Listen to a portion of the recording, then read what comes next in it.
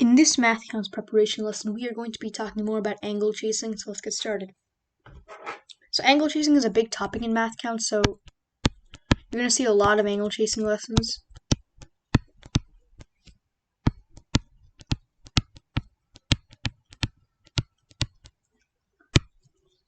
Again, a few angle chasing tips before we move on to the problems. The main part about angle chasing is knowing all of the like the sum of the angles in a given figure. First off, you should already know this if you watched all the previous lessons, geometry videos. Make sure to watch all the previous geometry videos. But just to recap, the sum of the measures of the angles in a polygon is, you can use the formula n minus 2 multiplied by 180. And the reason this works, always use a formula after you understand why it works. If we have, let's say, like a triangle, which is a great example of this because that's how it's related. If we have, let's say, a right triangle, it doesn't matter if it's the right triangle or whatever triangle it is, but when we're using this formula, finding out how many triangles we have, since we know the sum of the angles in the triangle, like if it's an isosceles right triangle, these have to be 45. But no matter what degrees each angle is, the sum of these three angles has to be 180 degrees, which is why when we look at bigger polygons like hexagons, pentagons, etc., like this, we find out how many triangles we can build. Well, that's not a triangle, but we can build some triangles like this. And we find 180, and then we find 180 until we've built enough triangles for us to do that. So we use n minus 2, n being the number of sides. And then, obviously, we use our formula. So a hexagon has 6 sides, so we do 6 minus 4 times 180. And it makes sense. 4 triangles. That's how the formula is used. Always understand your formulas.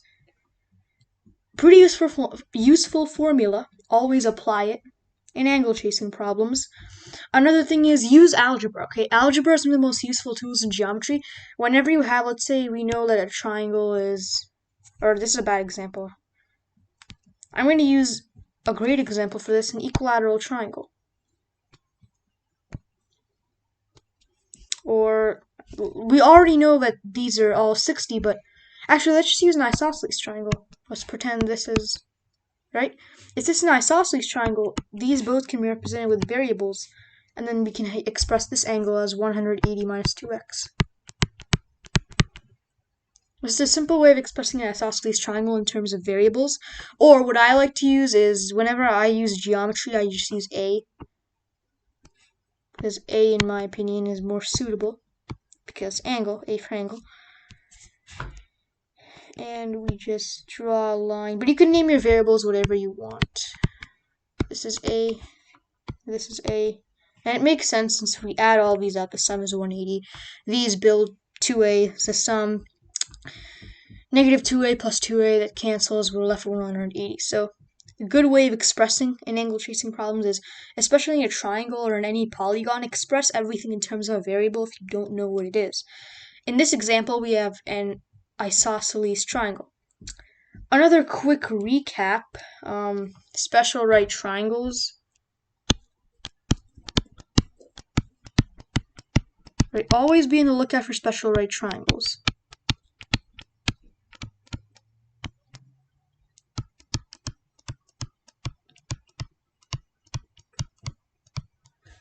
And special right triangles, we have 2 of them. We have, one is the 45, 45, 90 triangle, or the isosceles right triangle. And this is 90, these two have to be 45, which is why it's called a 45, 45, 90 triangle. If the legs have both side legs are both x, this hypotenuse has to be x root 2. I have a proof video if you want to check the proof out. It's in the STEM problem solving walkthrough playlist. Now we get to check out another triangle. This is one of the most useful triangles. So in math counts, I feel like the more triangles you're going to see is isosceles right and 30, 60, 90, but isosceles right is also Very important, but 30, 60, 90 might even be more useful than that. 30, 60, 90 triangles, it's easier to like build because you don't necessarily need like equal side lengths. So if this is a shorter, I'm just gonna label these. Right, the shortest leg has length x. The longer leg is the shorter leg multiplied by square root of 3. And over here is just 2x. And you can prove this easily if we take an equilateral triangle. Take an equilateral triangle and then we split it in half, perpendicular to the base. Bisects this angle, 30, 30, 90. This is already 60. This becomes 30, this becomes 30. And then we can prove, since this is x, then equilateral triangle, this is 2x, 2x. And then we can find this using the Pythagorean theorem, which we will talk about in the next geometry video. But we don't really need the Pythagorean theorem for now, since angle chasing doesn't really require the Pythagorean theorem. It will in the future, but yeah. So let's get into the problems. We really just went over some basic tips for angle chasing, formulas, etc. Let's move to the problems. Point C and D are chosen on the side of right triangle ABE such that the four segments AB, BC, CD, and DE each have length of 1 inch. Okay, what is the measure of angle BAE in degrees? Expressed in decimals. Answer is a decimal to the nearest tenth. So if we get an unusual answer like a decimal, it's probably correct. So always make sure at the end of the math counts thing, if the answer is going to be like unusual, they usually tell you, but decimal to the nearest tenth. Now, let's take a look at this. We're asked to find this angle up top right here. Again, angle chasing tip, express your things in terms of variables if you don't know what they are. I'm going to write this as A. And this is an isosceles triangle, so this is also A. And of course, we have 2A. This is 180 minus 2A. This is 180 minus 2A right here.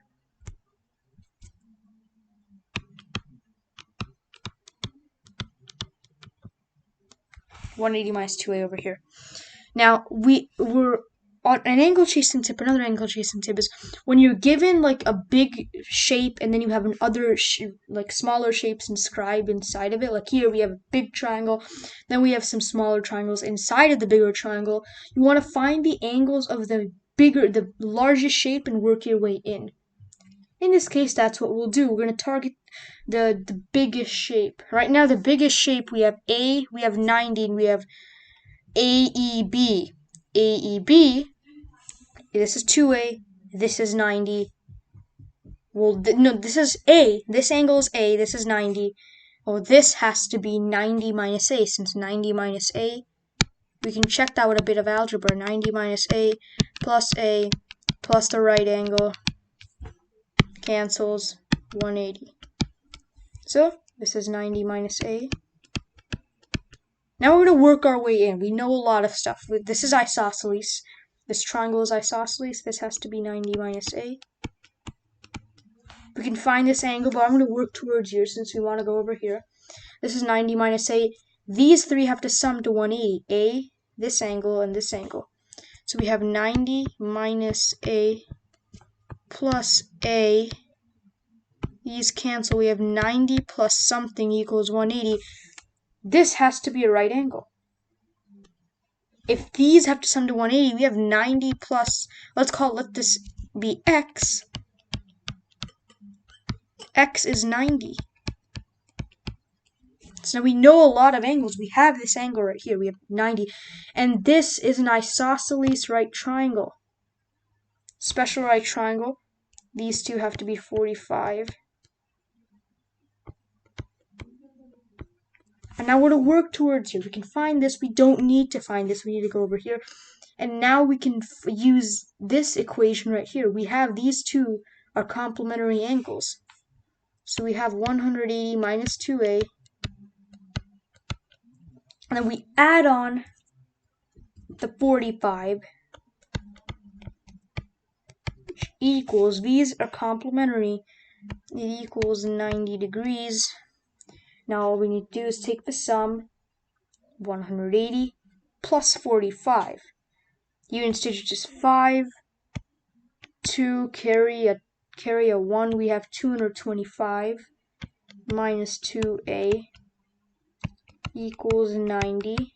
Now we take the 225 over here, gonna have a negative result over here, negative result over here. Multiply through by -1, we can get a positive result. If I do this over here, I'm gonna get negative 2a, and then we subtract 9, 2, and we're going to get negative 135. Yes. And now we can solve for a. Do a bit of division over here. This is 6, 7. We have a remainder of 1. So this is 67 and 1/2. We wanted a decimal to the nearest tenth. That means that a, and also we multiply through by -1, so we just get canceled. And a is 67.5. I got a little bit messy with the algebra. We did it using algebra. Express your angles in terms of a variable if you don't know what's going on. And that's exactly what we did over here. Let's move on to the next problem. Alright. This problem is a little bit more interesting. It comes from the 2011 State Sprint, problem number 19. So we have a square. Figure shows a square in the interior of a regular hexagon and sharing a common side. What is the degree measure of this angle right here? ABC. So let's just find some angles right away. Let's go to the square. Squares, all angles are 90. I have a right angle here. Not sure if it's going to help us, but it always helps to mark your diagram as you go and figure out stuff. So we want to go over here, so we're going to work towards over here in this region. If you can see my cursor. Now, let's check out the angles of the regular hexagon. This sums up to one of the angles in the interior hexagon. Well, we can just use our formula, n minus 2 multiplied by 180, 6 sides, 4 times 180. Now we can just compute 4 multiplied by 180 to find the total sum of the angles of a hexagon. So we can compute this, 720, and we should divide by 6 to get 120 for each angle. Now this is 90, and this builds a part of it, so this is 120 minus 90. All we need to compute is 120 minus 90. 120 minus 20, that's 100. 90 minus 20, we just did 90 minus 20, that's 90, 70, 60. Now we have 60 to go. So if we take 40 and we add 90, that's too much. If we take 30 and we add 90, we're gonna, this has to be 30. 30, 90, 120. You can check that with addition. This is 30. We have a triangle over here. We could try to build a triangle over here, but I'm going to stick with this triangle for now. So this is 30 and, well, let's look at the sides. Common side. These are all equal. Then these have to be equal as well. So each side of the hexagon is equal to each side of the square, which means that we have an isosceles triangle. Always, whenever you can't figure anything out in the angles, move to the sides, see what you can figure out. This is an isosceles triangle. So we have 30. So we have 180 minus 30. And we have 150. Right? And now we have this 150, which we can split up into two groups. We can just do some simple division over here. 7 is 14. 7, 14, 5, 75. Yeah, alright, so each angle is 75. In this triangle, 75, 75, which of course builds 180 degrees. We're asked for ABC, so ABC, this and AB, the entire this big angle over here is 120. So we have 120 minus 75 will give us ABC. And we're basically done. All we need to do is do some subtraction over here. We can just compute. Right? This is 5. This becomes 1. This becomes a 0. And this becomes a 45. We can just check.